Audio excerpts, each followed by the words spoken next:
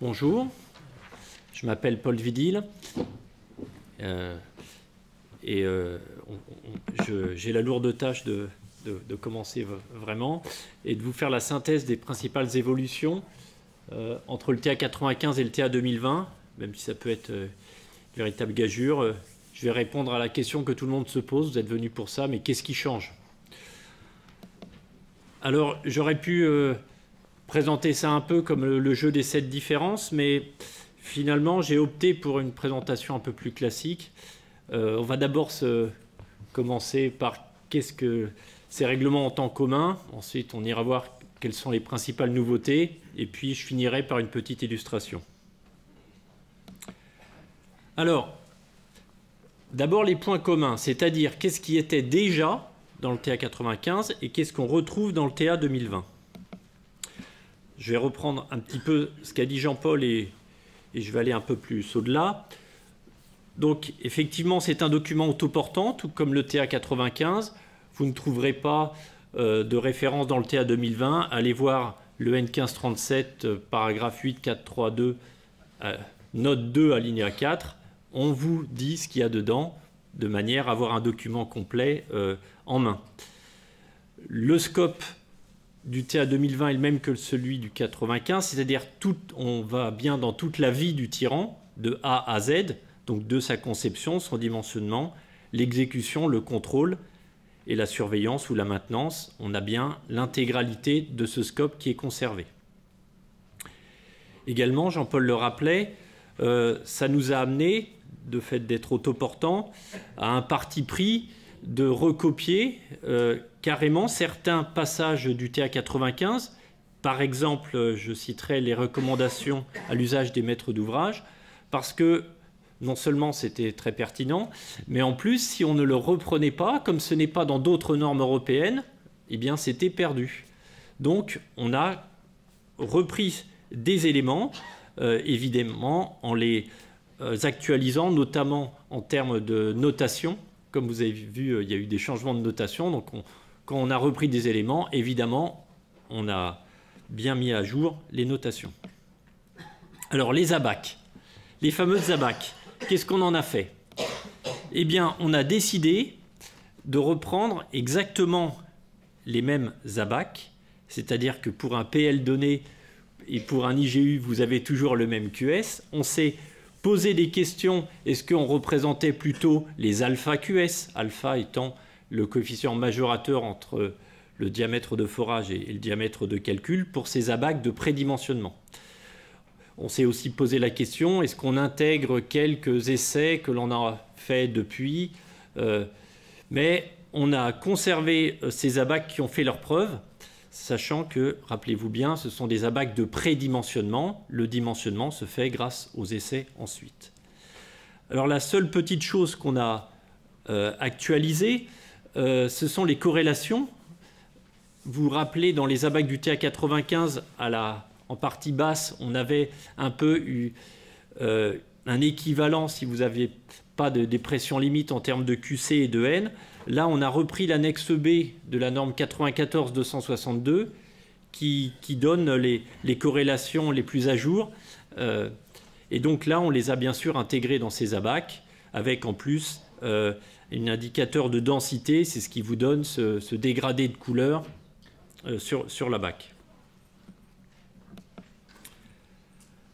Autre chose que l'on a conservé, parce c'est la résistance intrinsèque pour les tyrans. On a tous en tête qu'un tyran permanent avec un acier de précontrainte, il travaille à 60% de la limite élastique. On a tous en tête que si c'est un tyran provisoire, il travaille à 75%. Donc on retrouve bien ce taux de travail. C'est juste qu'il y a évidemment beaucoup de coefficients partiels qui mènent à ce résultat, mais on retrouve bien ces taux de travail qui sont d'ailleurs qui ne sont pas nouveaux dans le TA 2020, puisque bien sûr ça vient notamment de la norme écran, la 94-282, mais donc globalement la résistance intrinsèque n'est pas modifiée entre les deux. Ensuite, ce qu'on a conservé, c'est la dénomination des principaux essais. Jean-Paul là aussi a un peu initié le sujet. Il ne vous aura pas échappé que dans les différentes normes et leur déclinaison, c'est-à-dire les amendements et les normes et les annexes nationales, pardon, il pouvait y avoir un certain flou dans l'appellation des essais, notamment avec l'introduction des essais de contrôle de dimensionnement et des essais de contrôle d'exécution. On a choisi de conserver les termes qu'on avait dans le TA 95. Pourquoi? Parce que c'est un vocabulaire qui est totalement ancré, quel que soit qu'on soit en travaux, en études, en maîtrise d'œuvre, etc., maîtrise d'ouvrage, on sait exactement quand on dit essai de contrôle, qu'est-ce que ça veut dire. Donc on a gardé cela. On a mis en annexe B ici un tableau qui récapitule tout ça. Donc on a toujours les essais à la rupture composés d'essais préalables qui permettent de redimensionner tout et des essais de conformité qui permettent de valider. Ça, c'est sur des tirants extérieurs à l'ouvrage. Et on a toujours, pour les tirants de l'ouvrage, des essais de contrôle statistique et les essais de réception systématique qui sont la mise en tension. Ça n'a pas changé.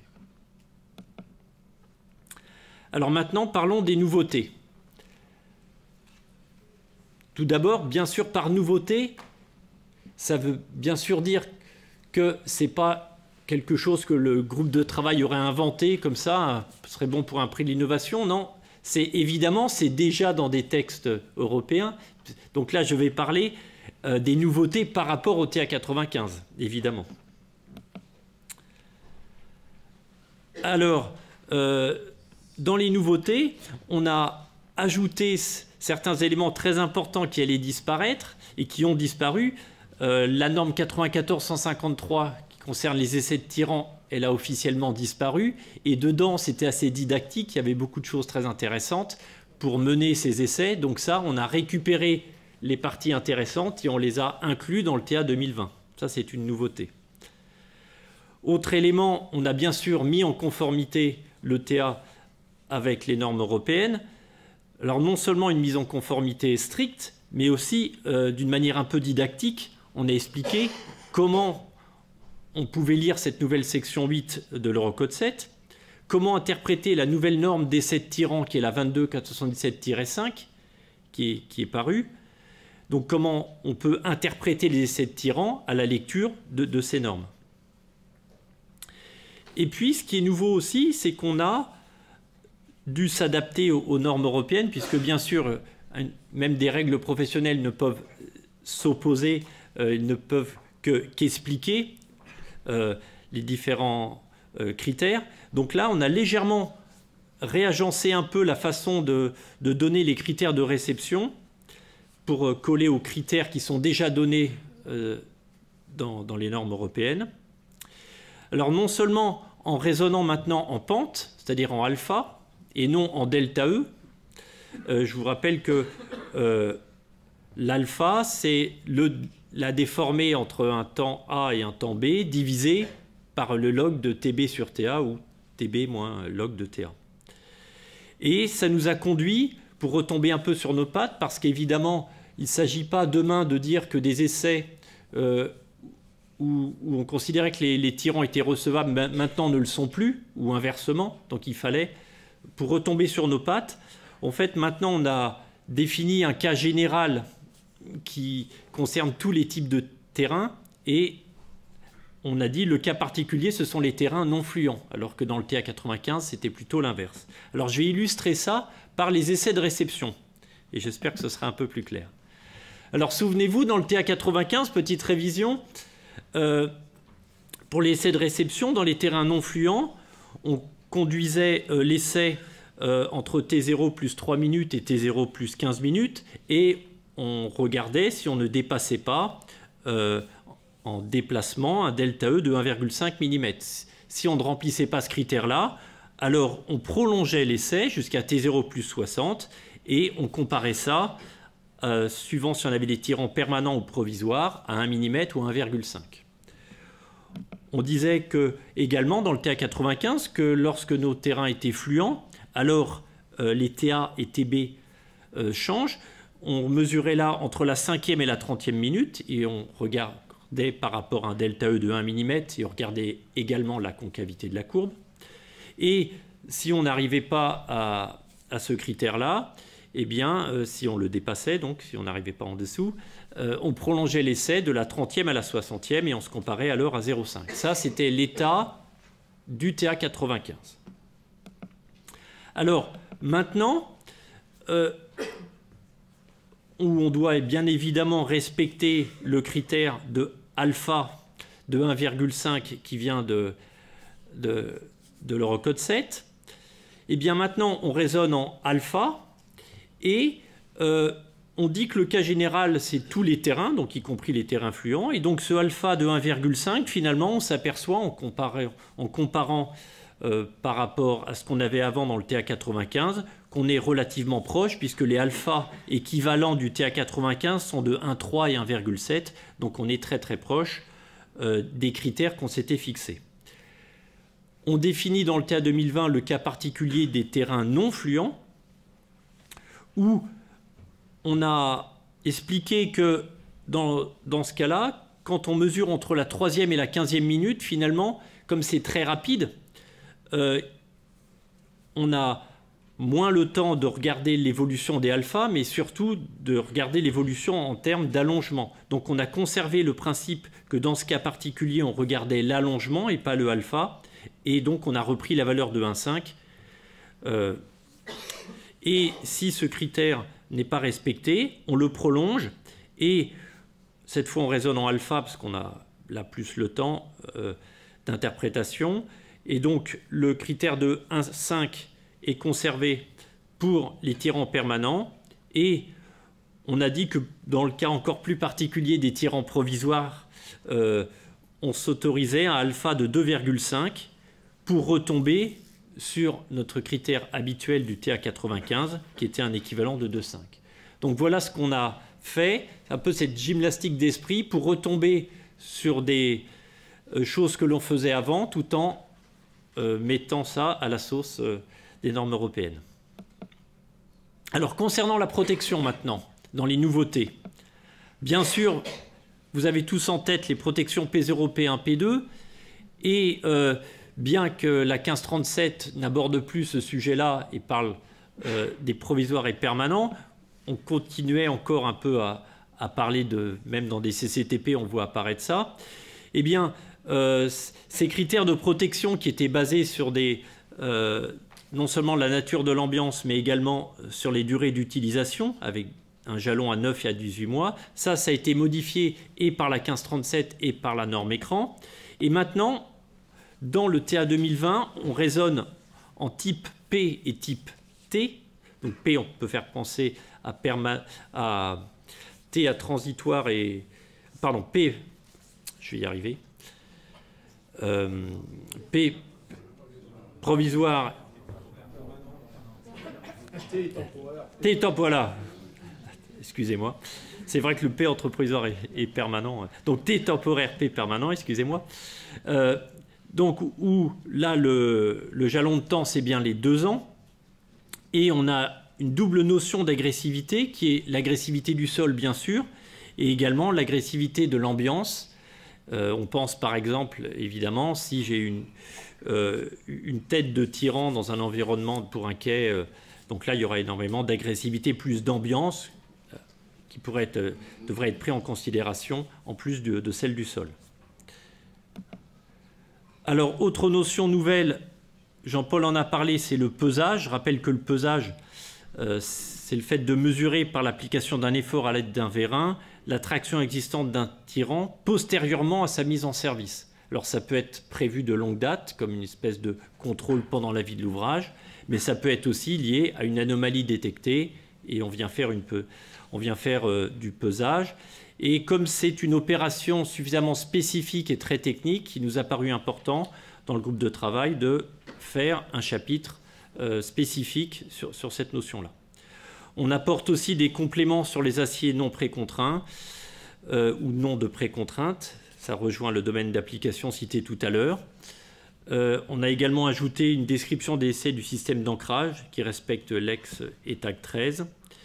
Et enfin, une notion qu'on a voulu un peu cerner en donnant des bonnes pratiques et des recommandations sur les tirants passifs qui ont des longueurs libres non matérialisées par une barrière physique. Alors, pour illustrer un peu ces différentes notations et changements, etc., il suffit en fait de regarder les annexes. Donc mon intervention elle aurait pu se résumer à cette slide-là, finalement.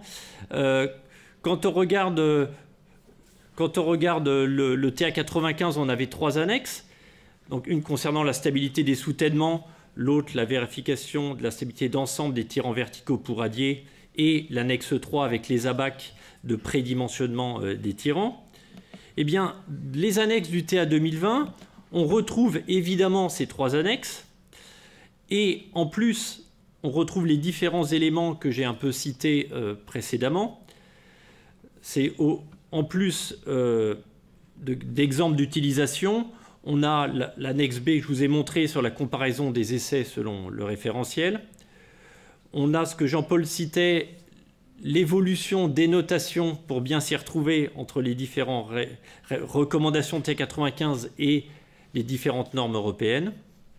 L'essai du système d'ancrage lié à l'ancien ETAC 13 que je citais. La prise en compte de l'agressivité de l'environnement liée à la protection.